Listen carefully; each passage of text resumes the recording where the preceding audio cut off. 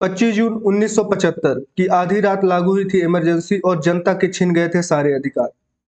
इंदिरा गांधी ने 26 जून 1975 की सुबह राष्ट्र के नाम अपने एक संदेश में कहा कि देश में जिस तरह का माहौल है, सेना, पुलिस और अधिकारियों को भड़काने एक व्यक्ति अर्थात जयप्रकाश नारायण द्वारा बनाया गया है। उसमें यह जरूरी हो गया है कि देश में आपातकाल लगाया जाए ताकि देश की एकता और अखंडता की रक्षा की जा सके। भारतीय संविधान के अनुच्छेद 352 में राष्ट्रीय आपात का प्रावधान है। राष्ट्रीय आपात उस स्थिति में लगाया जाता है जब पूरे देश या किसी भाग को सुरक्षा को युद्ध अथवा बाह्य आक्रमण अथवा सशक्त विरोध के कारण खतरा उत्पन्न हो। भारत में पहला राष्ट्रीय आपातकाल इंदिरा गांधी सरकार ने 25 जून 1975 को घोषित किया था और यह 21 महीनों तक चला था। अब आइए जानते हैं कि आपातकाल लगने से पहले देश की क्या स्थिति और क्या राजनीतिक माहौल था।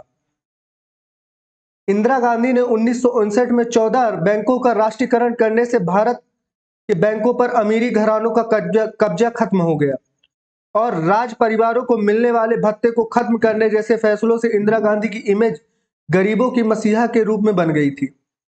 अपने सलाहकार और हिंदी के प्रसिद्ध कवि श्रीकांत वर्मा द्वारा दिए गए गरीबी हटाओ के नारों ने देश में इंदिरा गांधी की छवि गरीब के मसीहा के रूप में पक्का कर दिया था। अब लोगों को लगने लगा था कि सिर्फ इंदिरा गांधी ही गरीबों से लड़ रही हैं। यही कारण है कि जब मार्च 1971 में देश के आम चुनाव हुए तो कांग्रेस पार्टी को जबरदस्त जीत मिली। कुल 518 सीटों में कांग्रेस के 2/3 से ज्यादा 352 सीटें हासिल हुई थी।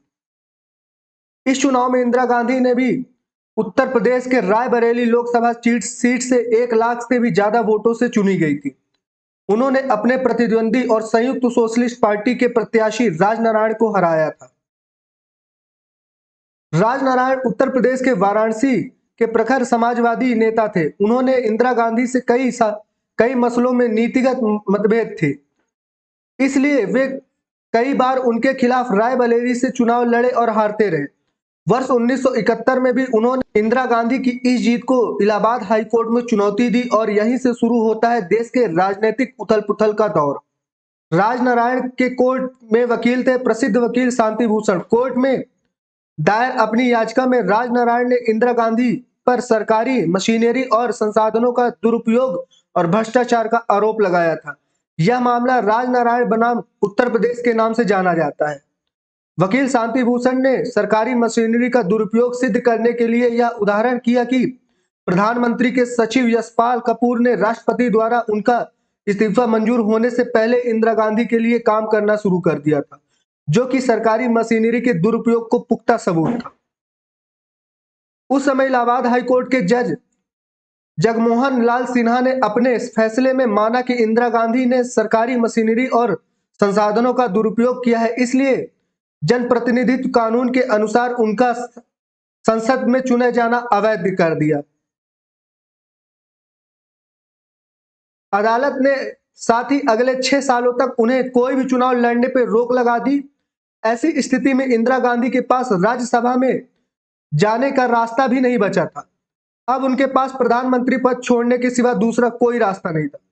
हालांकि अदालत ने कांग्रेस पार्टी को थोड़ी राहत देते हुए नई व्यवस्था अर्थात नया प्रधानमंत्री बनने के लिए 3 हफ्तों का वक्त दे दिया था। समस्या को हल करने के लिए आखिर इंदिरा गांधी ने कैसे क्या प्रयास किए, आइए उसको जानते हैं। इस समय देश में इंडिया इज इंदिरा और इंदिरा इज इंडिया का माहौल था। ऐसे माहौल में इंदिरा केस होते हुए किसी और प्रधानमंत्री कैसे बन जाया था। साथ ही इंदिरा अपनी पूरी पार्टी में किसी पर भी विश्वास नहीं करती थी।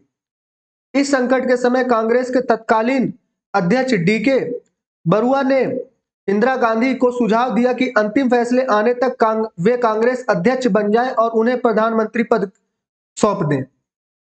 जब प्रधानमंत्री आवास पर यह चर्चा चल रही थी, उसी समय संजय गांधी आ गए। उन्होंने अपनी मां को कमरे से बाहर ले जाकर सलाह दी कि वे इस्तीफा ना दें। उन्होंने इंदिरा गांधी को समझाया कि यदि उन्होंने प्रधानमंत्री पद किसी और को दे दिया तो फिर कोई भी व्यक्ति उसे छोड़ेगा नहीं और आपके द्वारा जो पार्टी में इमेज बनाई गई है वो खत्म हो जाएगी। इंदिरा गांधी अपने बेटे के तर्कों से सहमत हो गई और उन्होंने तय किया कि वो इस्तीफा देने की बजाय 3 हफ्तों की मिली मोहलत का फायदा उठाते हुए फैसले को सुप्रीम कोर्ट में चुनौती देंगी। इस केस की सुनवाई जस्टिस वीआर कृष्ण अय्यर ने की थी। जज ने अपने फैसले में कहा कि वो इलाहाबाद हाई कोर्ट के फैसले पर पूर्ण रोक नहीं लगाएंगे। सुप्रीम कोर्ट ने इंदिरा गांधी को प्रधानमंत्री पद पे बने रहने की अनुमति तो दे दी, लेकिन यह कहा कि वो अंतिम फैसला आने तक सांसद के रूप में मतदान नहीं कर सकती। अब आइए जानते हैं कि जयप्रकाश नारायण की क्या भूमिका रही। कोर्ट की उठापटक के बीच बिहार गुजरात में कांग्रेस के खिलाफ छात्रों का आंदोलन उग्र हो रहा था। बिहार में इस आंदोलन को हवा दे रहे थे जयप्रकाश नारायण। सुप्रीम कोर्ट के फैसले पे अगले दिन यानी 25 जून को दिल्ली के रामलीला मैदान में जयप्रकाश नारायण की रैली थी। जयप्रकाश नारायण ने इंदिरा गांधी के ऊपर देश के लोकतंत्र का गला घोटने का आरोप लगाया और रामधारी दिनकर की एक कविता का अंश यानी सिंहासन खाली करो कि जनता आती है कि नारे बुलंद किए। जयप्रकाश ने विद्यार्थी, सैनिक और पुलिस वालों से अपील की कि वो लोग इस दमनकारी निरंकुश सरकार के आदेशों को ना माने, क्योंकि कोर्ट ने इंदिरा गांधी को प्रधानमंत्री पद से हटाने को बोल दिया है। बस इसी रैली के आधार पर इंदिरा ने आपातकाल लगाने का फैसला लिया था। इसके अलावा इन कारणों में भी इंदिरा गांधी के आपातकाल लगाने के लिए मजबूर किया था। इंदिरा गांधी के खिलाफ पूरे देश में जन आक्रोश बढ़ रहा था, जिसमें छात्र और संपूर्ण विपक्ष एकजुट हो गए थे। कोर्ट के आदेश ने इंदिरा गांधी की हालत को पंगुआ कर बना दिया था, क्योंकि इंदिरा अब संसद में वोट नहीं डाल सकती थी और उनको पार्टी के किसी भी नेता पर भरोसा नहीं था। इसके अलावा इंदिरा को लगा कि जयप्रकाश के आह्वान पर सेना कहीं तख्ता पलट कर सकती है। इंदिरा को आपातकाल लगाने का सबसे बड़ा बहाना जयप्रकाश द्वारा बुलाया गया असहयोग आंदोलन था। इस आधार पर इंदिरा ने 26 जून 1975 की सुबह राष्ट्र के नाम पे अपने संदेश में इंदिरा ने कहा कि जिस तरह देश का माहौल है, सेना, पुलिस और अधिकारियों को भड़काने में देश के एक व्यक्ति अर्थात जयप्रकाश नारायण द्वारा बनाया गया है, उसमें जरूरी हो गया है कि देश में आपातकाल लगाया जाए ताकि देश की एकता और अखंडता की रक्षा की जा सके।